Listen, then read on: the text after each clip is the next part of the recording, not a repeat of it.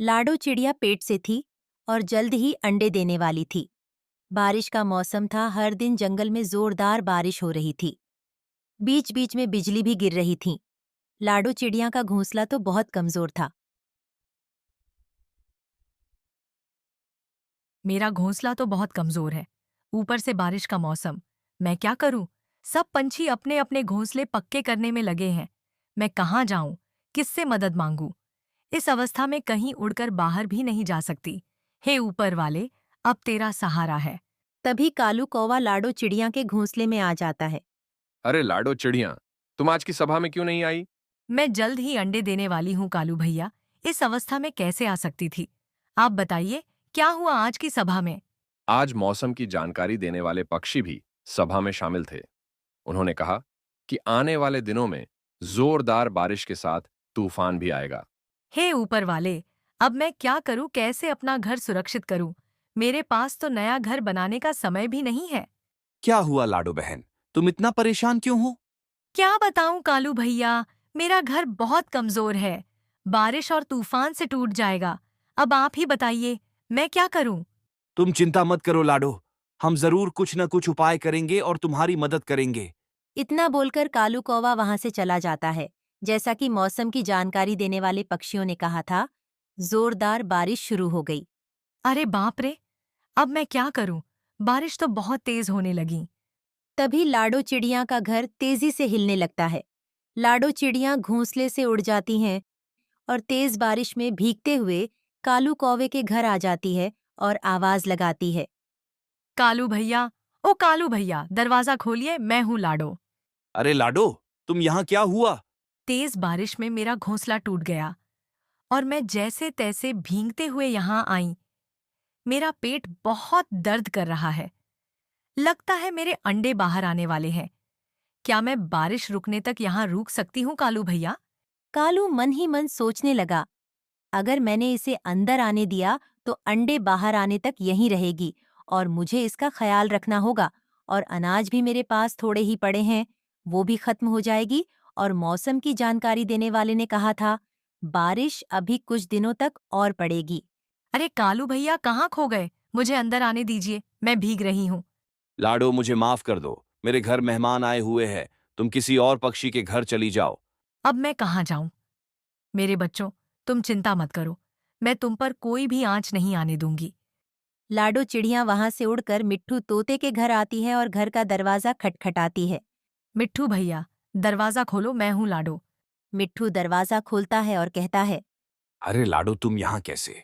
लाडो चिड़िया मिट्ठू को सारी बात बता देती है। मुझे माफ कर दो लाडो। मेरे घर मेरी दोस्त रहने आई है। तुम कोई और घर देखो। अब मैं क्या करूँ? कहाँ जाऊँ? बारिश तो और तेज होने लगी है और मेरे पेट का दर्द भी बढ़ता जा रहा है। लाडो चिड़िया रोने लगती है। तभी उसे मीनू मौसी की याद आती है। जैसे तैसे उड़ते हुए वह मीनू मौसी के घर पहुंचती है और दरवाजा खटखटाती है।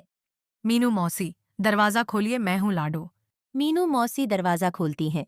अरे लाडो, इतनी बारिश में तुम यहाँ कोई परेशानी है क्या? जल्दी से अंदर आओ, नहीं तो तुम्हारी तबीयत खराब हो जाएगी। लाडो अंदर आती है और मीनू मौसी को सारी बात बता देती है। और वो ये भी बताती है कि उसके पेट में अब और तेज दर्द शुरू हो गया है। शायद अब अंडे बाहर आने वाले हैं। अच्छा हुआ लाडो, तुम यहाँ पर आईं। तुम जब तक चाहो यहाँ रह सकती हो। मैं तुम्हारा ख्याल रखूंगी। अब तुम आराम से अपने अंडे यहाँ दे सकती हो। मीनू मौसी लाडो का पूरा ख्याल रखती है। दूसरे दिन लाडो अंडे दे देती है। कुछ दिन बाद अंडों से प्यारे प्यारे बच्चे बाहर आ जाते हैं। इधर लाडो अपने बच्चों का ख्याल रखती है और उधर मीनू मौसी लाडो को एक घर बनाकर देने के बारे में सोच रही थी।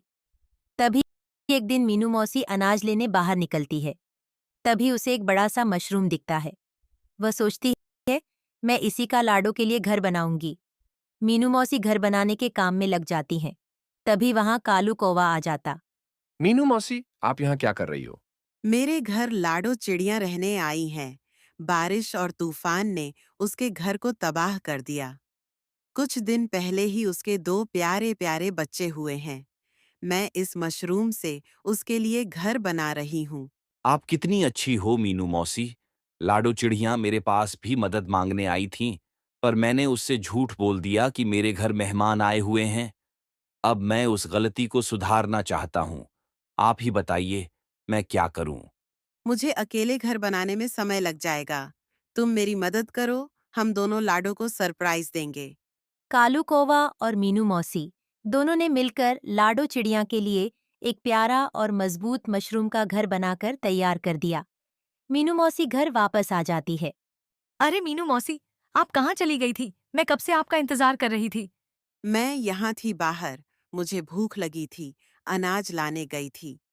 मुझे आपको शुक्रिया कहना था मीनू मौसी। आपका बहुत बहुत शुक्रिया। आपने मेरे बुरे समय में मेरी मदद की। मैं आपका ये एहसान हमेशा याद रखूंगी। नहीं नहीं मीनू मौसी, अब मैं चलती हूँ। मुझे मेरा घोंसला फिर से बनाना होगा। आपने मेरे और मेरे बच्चों के लिए बहुत कुछ किया है। अब मैं चलती हूँ। ठीक है, लेकिन जाते जाते घर के बाहर तुम्हारे लिए एक सरप्राइज है, उसे साथ लेते जाना। जैसे ही लाडो चिड़िया घर से बाहर आती है, उसे मशरूम से बना हुआ घर दिखाई देता। लाडो उसे देखकर बहुत खुश होती है। तभी कालू कौवा भी वहां आ जाता है। कैसा लगा सरप्राइज? हम दोनों ने मिलकर तुम्हारे लिए बनाया है। ये घर अंदर से बहुत मजबूत है। अब कितनी भी बारिश आए, ये घर नहीं टूटेगा। बहुत अच्छा है। मुझे माफ कर दो लाडो, उस दिन मेरे घर कोई मेहमान नहीं आया था। मैंने तुमसे झूठ बोला था। कोई बात नहीं कालू भैया। मीनू मौसी ने मेरी बहुत मदद की और इस घर के लिए आप दोनों का बहुत शुक्रिया।